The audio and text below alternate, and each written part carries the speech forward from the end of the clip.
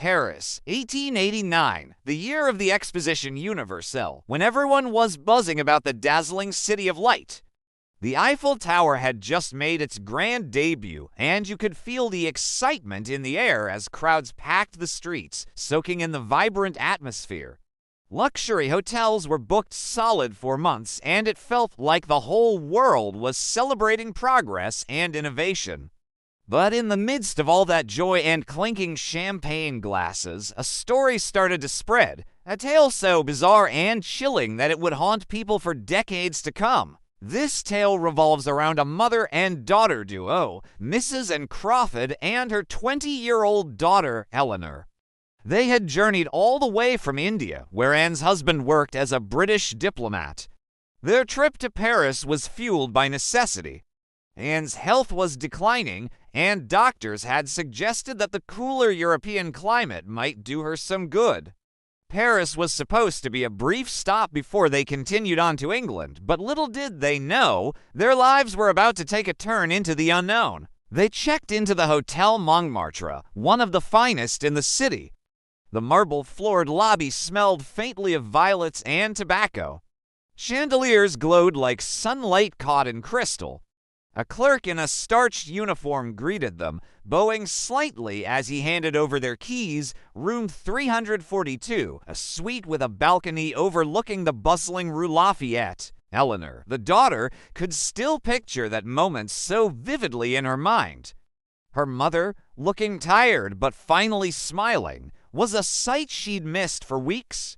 It felt like a weight had been lifted off their shoulders, you know?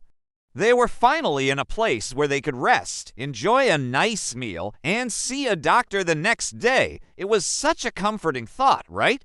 That night, they unpacked their things, sharing quiet laughter and whispered prayers, and slowly drifted off to sleep, lulled by the gentle hum of a distant violin floating in from the lively street below. But the next morning, everything changed.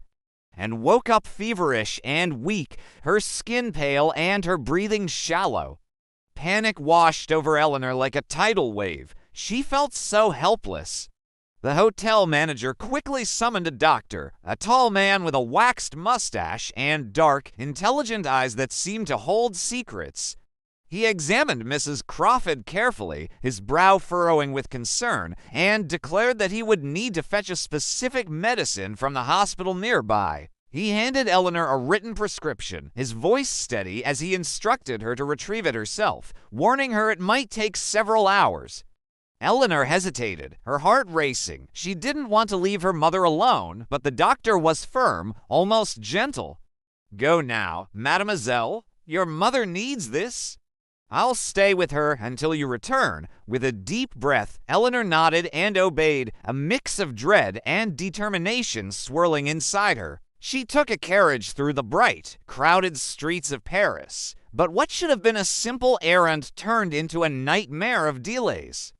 The pharmacist couldn't read the doctor's handwriting. The hospital misplaced the medicine. A protest blocked her return route. Hours stretched into the late afternoon before she finally made it back to the hotel, anxious and exhausted. She hurried up the grand staircase, clutching the vial of medicine like it was the last hope for her mother. But when she reached room 342, her mother's room, a chill ran down her spine. The door looked different somehow, almost polished, like it had just been shined for a special occasion. And that lovely smell of violets she remembered, completely gone. With a trembling hand, she turned the handle and stepped inside, and just like that, her world crumbled. The room was empty.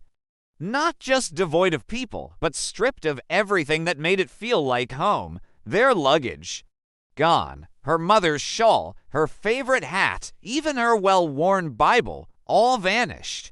The wallpaper had transformed into an old pattern of faded roses instead of the elegant gold vines they'd admired earlier. Even the curtains had lost their vibrant color, replaced by something dull and lifeless. "Excuse me," Eleanor cried out, rushing into the corridor. "Where's my mother? She was here. And Crawford from India." Panic clawed at her throat as the reality of the situation began to sink in. The maid on duty stared blankly. "I'm sorry, mademoiselle. No one has occupied that room for weeks. That's impossible." She shouted, "We checked in this morning." The maid just shrugged, looking totally unfazed. "Maybe you've got it wrong, mademoiselle?" Feeling a rush of panic, Eleanor dashed downstairs to the front desk. The same clerk who had checked them in looked up, his expression a mix of confusion and politeness. "How can I help you? My mother, room 342. "She's gone, and all our things," he frowned. "Room 342. "That room has been closed for renovation for over a month." Eleanor froze. "That's not true. You gave us that key yourself." The man adjusted his spectacles, clearly annoyed. "I'm afraid you must be mistaken. You checked in alone this morning, to room 220. She shook her head violently. No, we came together. My mother, she's ill." But the staff exchanged glances, pitying glances, as if she were delusional. They pulled the registry book from beneath the counter, and when Eleanor leaned over it, her blood ran cold. Her mother's name was gone. Only her own remained. "See," the clerk said softly. "You came alone, mademoiselle." Eleanor screamed. The police were called, and soon two uniformed officers stood before her, calm but skeptical. They questioned her, checked her passport, and searched the hotel. No trace of Crawford was found. Not her luggage, not her belongings, not a single witness who remembered seeing her.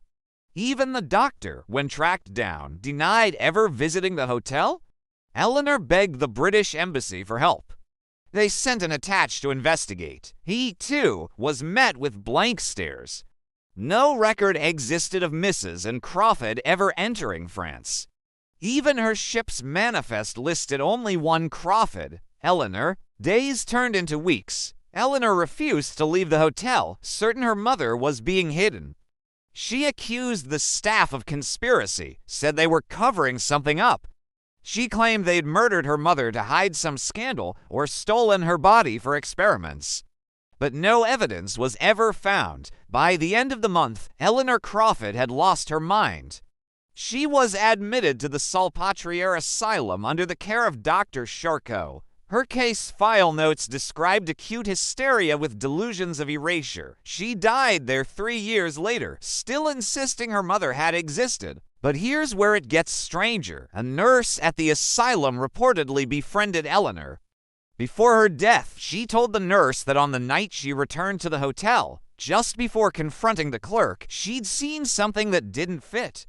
A carriage leaving through the back gate, carrying a long, black-covered shape, like a body. No one believed her. Years later, during renovations at the Hotel Montmartre, construction workers discovered a hidden room behind a false wall, old, sealed off, untouched since the 1800s. Inside were decayed furnishings, a cracked mirror, and an empty bed frame. Beneath the floorboards, they found fragments of cloth embroidered with the initials AC. The workers reported the discovery to management. 2 days later, the site was quietly closed. The items disappeared into private storage. The hotel, now renamed and modernized, still stands in Paris. Tourists stay there every year, unaware of what might lie behind its plastered walls.